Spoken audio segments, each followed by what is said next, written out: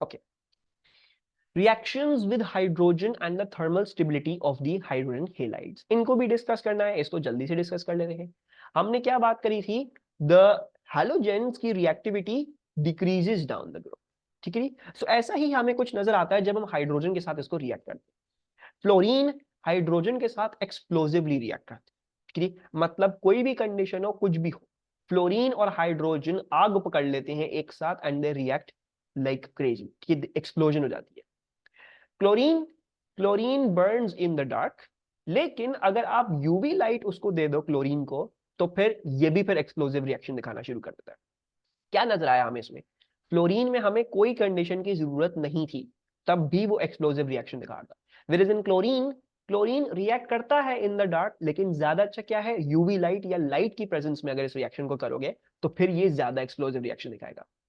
Bromine को देखोगे, so bromine reacts with hydrogen at 200 degree Celsius and platinum catalyst. मतलब नीचे जाते हुए क्या हो रहा है, कंडीशंस ज्यादा सख्त होती जा रही है, right. You need to produce more harsh conditions for them to react.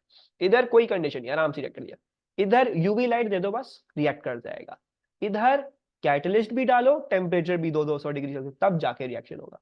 और आयोडीन का क्या है, आयोडीन रिएक्ट करता है with hydrogen at a temperature of 500 degree Celsius to 600 degree Celsius and that also reversibly। Reversibly का क्या मतलब है इधर, बेसिकली अगर हम फ्लोरीन की बात कर रहे होते तो फ्लोरीन के साथ क्या है, फ्लोरीन रिएक्ट कर जाएगा with hydrogen and it will form, क्या चीज फॉर्म होगी, what's going to form over here, any idea?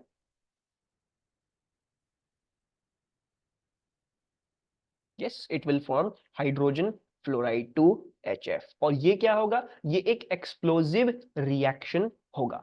Whereas in the case of iodine, so iodine के केस में कुछ ऐसा होगा कि आयोडीन और हाइड्रोजन पहली बात तो रिएक्ट करेंगे नहीं, जब आप 500-600 डिग्री सेल्सियस का टेम्परेचर दोगे तब जाके ये रिएक्ट करेंगे। और दूसरा मसला क्या है कि ये रिएक्ट भी एक कंप्लीट रिएक्शन नहीं होगा, instead it will be A reversible reaction. मतलब 2HI फॉर्म तो होगा, लेकिन वो 2HI वापस टूट के I2 और H2 में बन सकता है। सो this is a very very weak reaction, this is an explosive reaction.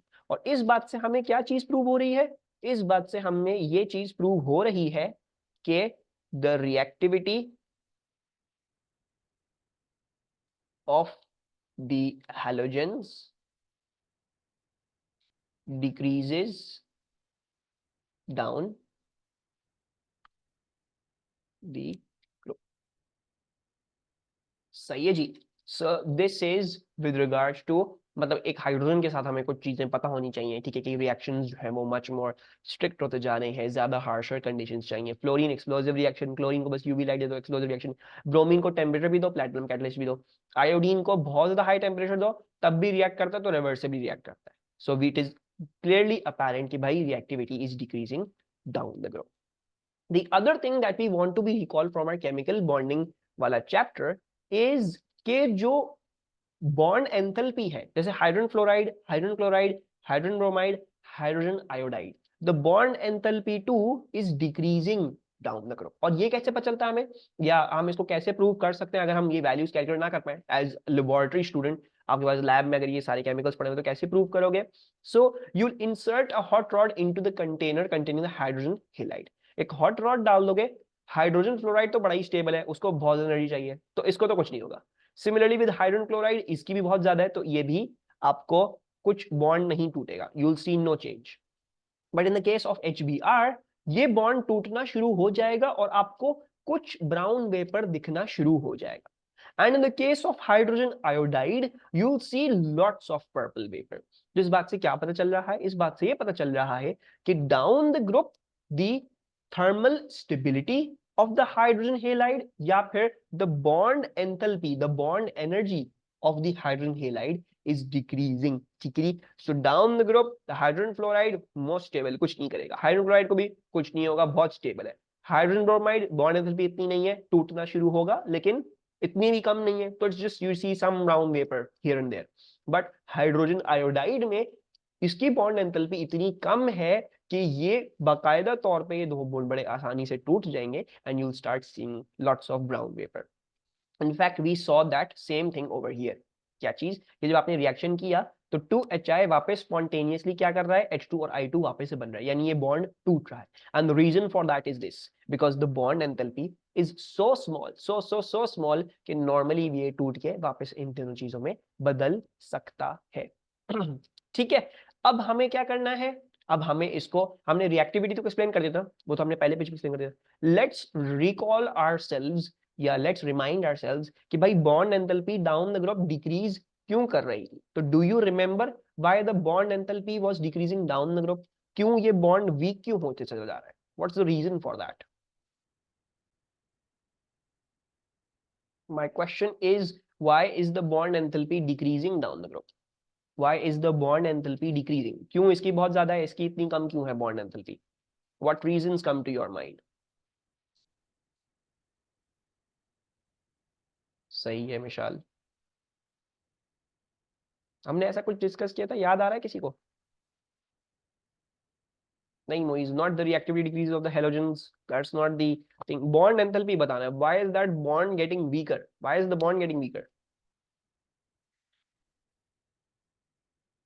Very good Mishal, याद आ रहा है किसी को।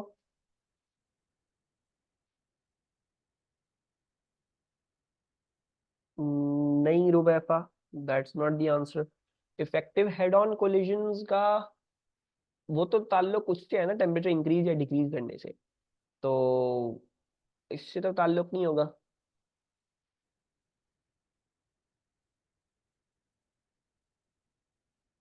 atomic radius, bond length increases, exactly, yes। So reasons क्या थे, the reasons were कि भाई, yes, the reasons were the, सबसे पहले क्या है, अगर हाइड्रोजन फ्लोराइड को देखोगे, सो हाइड्रोजन फ्लोराइड तो इतना सा है ना, this is the hydrogen and this is the fluoride, they are very very small. ठीक है, मतलब फ्लोरीन का जो एटॉमिक रेडियस है that is very very small. ठीक है, जब फ्लोरीन का एटॉमिक रेडियस बहुत ज्यादा छोटा होता है, एक और इसके साइड में कंपैरिजन में हाइड्रोजन आयोडाइड बना लेते हैं जस्ट एज एग्जांपल्स। तो हाइड्रोजन और इसका आयोडाइड के साथ जो रिएक्शन होगा, so iodine must be this big. ठीक है, so something like this, and you can see that okay so you can see क्या चीज के इसका एटॉमिक रेडियस बहुत ज्यादा बड़ा है, राइट। तो इससे फर्क क्या पड़ रहा है, याद आ रहा है, atomic radius decrease, atomic radius increase. हमने क्वांटिटी पढ़ी थी known as electronegativity, do you remember that, what was electronegativity. Yes, क्या थी इलेक्ट्रोनेगेटिविटी, क्या थी।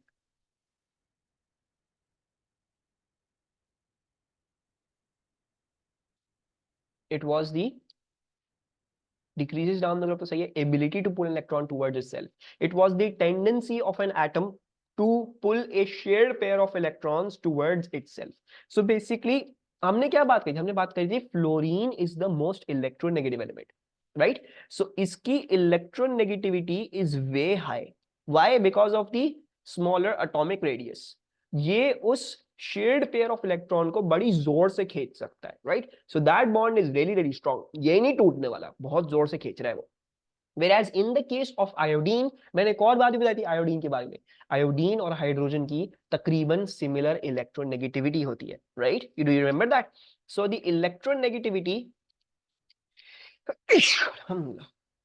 the electronegativity of iodine is way smaller, उसकी इतनी टेंडेंसी नहीं है कि वो शेयर्ड पेयर ऑफ इलेक्ट्रॉन्स को बड़े आराम से खींच सके, right. So it's not being able to pull those shared pair of electrons as strongly. तो क्या होगा, this bond is going to become weak, right. अब ये इसकी अट्रैक्शन इतनी ज्यादा नहीं है, this is the bigger distance you want to attract over, so यहाँ पे लेस अट्रैक्शन यानी लेस स्ट्रॉन्ग बॉन्ड है, whereas over here you can see that this is more attraction, this is more strong। ठीक है, और जिसमें ज्यादा attraction होगी ऑब्वियसली उसको तोड़ना बड़ा मुश्किल होगा, जिसमें कम अट्रैक्शन होगी उसको तोड़ना बहुत ही आसान होगा। सो एक तो रीजन क्या था, the size of the halogen atom increases and therefore it cannot pull on shared pair as strongly, and this was basically electronegativity decreases।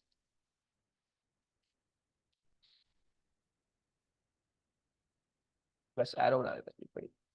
And bond अगर दूसरे तरीके से देखना चाहो तो बॉन्ड लेस पोलर है। Hydrogen fluoride was a polar molecule, whereas hydrogen iodide, iodine और hydrogen की तकरीबन तकरीबन सेम इलेक्ट्रोनेगेटिविटी हो जाती है, so hydrogen iodide is not polar. So we can also write this that the bond gets less polar. ठीक है, so ये तीनों मतलब the size of hydrogen atom increases, and उसके बाद से आप ये भी कंक्लूजन दे सकते हो इलेक्ट्रॉन डिक्रीज कर रही है, शेयर्ड पेयर ऑफ इलेक्ट्रॉन को इतनी जोर से खींच नहीं पा रहा, या फिर the bond becomes less polar. ठीक है, सो एक रीजन तो ये था। इसके अलावा भी मैंने आपको एक रीजन और बताया था, एंड दैट वाज कि जब आप ऑर्बिटल ओवरलैप्स में देखोगे, यानी जब हाइड्रोजन है छोटा सा और फ्लोरीन, ऑब्वियसली फ्लोरीन और आयोडीन का पी ऑर्बिटल, राइट, वो एंड कर रहे हैं in the 2p5, so fluorine का पी ऑर्बिटल वो रिएक्ट कर रहा होगा, राइट, फ्लोरीन का पी ऑर्बिटल थोड़ा सा बड़ा बनाते हैं। सो जब फ्लोरीन और हाइड्रोजन ऑर्बिटल ओवरलैप कर रहे होते हैं, so it's a very very stable bond overlap, it's a very very stable, it's a very very complete, एक अच्छा खासा रीजन आ रहा है of overlap.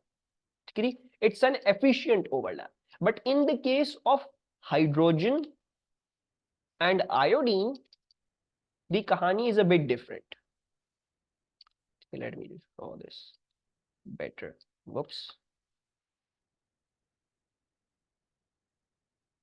So in the case of hydrogen and iodine, the bond overlap is, the orbital overlap is very very inefficient. This is inefficient and this is efficient. क्यों?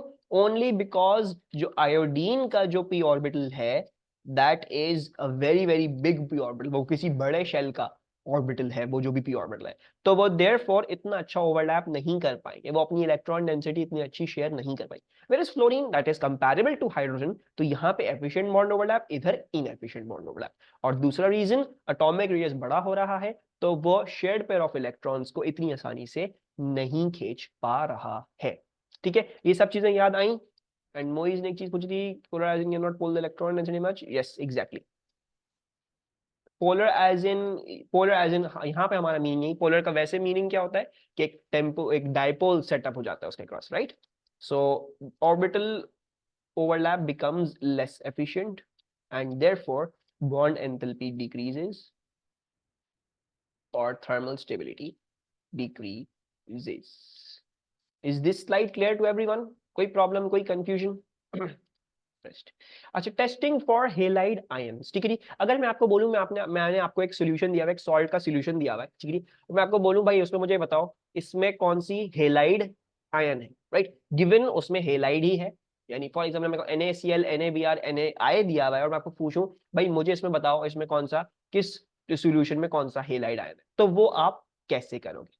ठीक है, so if you want to test के किस solution में कौन सा halide ion present है, तो you will have to follow a little bit of a procedure. The first step is कि ऑब्वियसली उस हेलाइड सॉल्ट को आप पानी में डाल दो, ठीक है, उसको पानी में डिसॉल्व कर दो, and then I add dilute HNO3।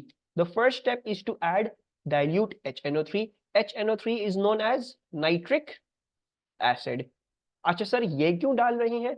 ये इसलिए डाल रही हैं बिकॉज हमें क्या पता है, जो नाइट्रिक एसिड होता है अगर सॉल्यूशन में कोई कार्बोनेट प्रेजेंट है, ठीक है, या और कोई चीजें प्रेजेंट हैं, तो बिकॉज इस एसिड स्पेसिफिकली कार्बोनेट्स को डिस्ट्रॉय करने के समान होता है। ठीक है, तो अगर आपके पानी में, क्योंकि आपने पानी तो आप डिस्टिल्ड तो इस्तेमाल नहीं कर रहे हो, आपने टैप में ऐसे ही भरा, आपने लगा, आपने कर लिया, तो हल्का सा डाइल्यूट HNO3 डाल दिया करो। Why is that? बिकॉज अगर पानी में कोई कार्बोनेट है या और कोई एन आयन है जो गलत प्रेसिपिटेट दे सकता है, तो वो हट जाए, वो खत्म हो जाए, एंड देन फिर हम आराम से अपनी आगे की चीज कर सके। ठीक है, so dissolve the halite salt in water and add dilute HNO3, और यहाँ पे to destroy, destroy is that loves good, let's just write remove, तो removes other anions that may give a confusing precipitate।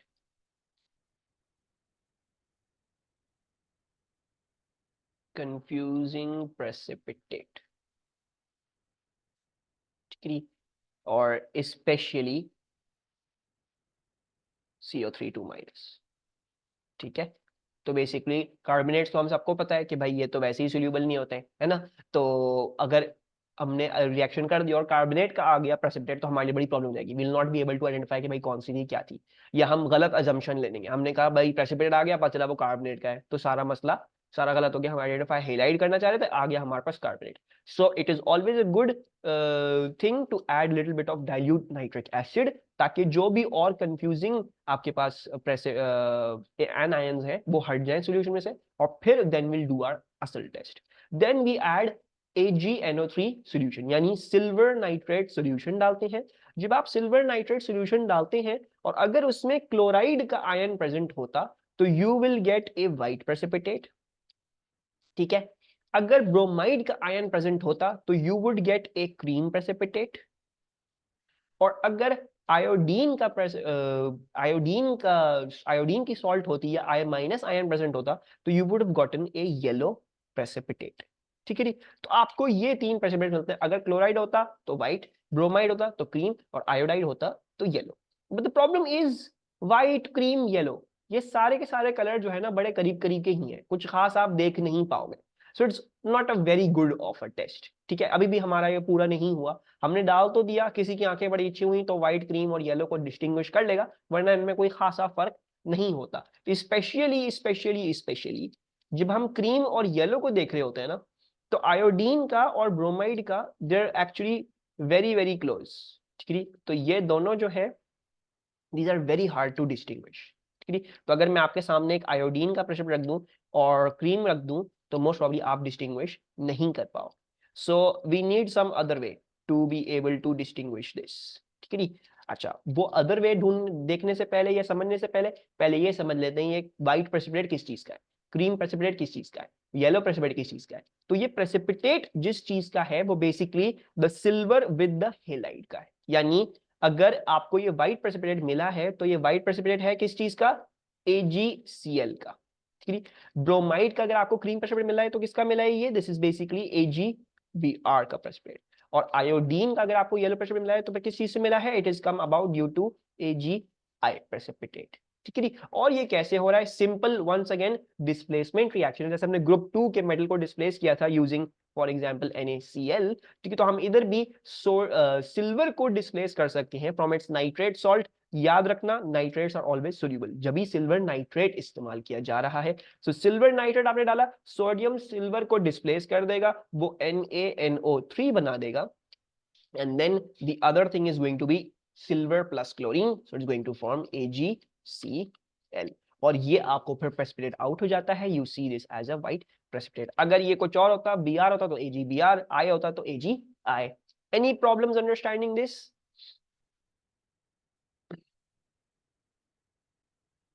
No? Can you construct the ionic equation for this reaction? Construct कर सकते हो इसके लिए ionic equation? हाँ जी, तो क्या ionic equation आ रही है? If we try to make the ionic equation for this, so NaCl, will it dissociate in water? Yes, it will dissociate in water. क्या बन जाएगा, Na plus plus Cl minus बन जाएगी। AgNO3, that's a soluble salt, it will dissociate in water, तो ये भी dissociate कर देगी, so that shall be Ag plus plus NO3 minus, right? Then NaNO3, will it dissociate? Yes, it is also a soluble salt, तो ये भी dissociate कर देगी, Na plus plus NO3 minus। Then AgCl, will it dissociate? No, it's an insoluble salt, तो ये dissociate नहीं करेगी, तो हम इसको as it is लिख लेंगे AgCl। Now cancel out all of your spectator ions, Na plus cancel, NO3 minus cancel, आपकी ionic equation बन जाती है Ag plus Cl minus will be equivalent to AgCl, ठीक है। कोई प्रॉब्लम ionic equation में?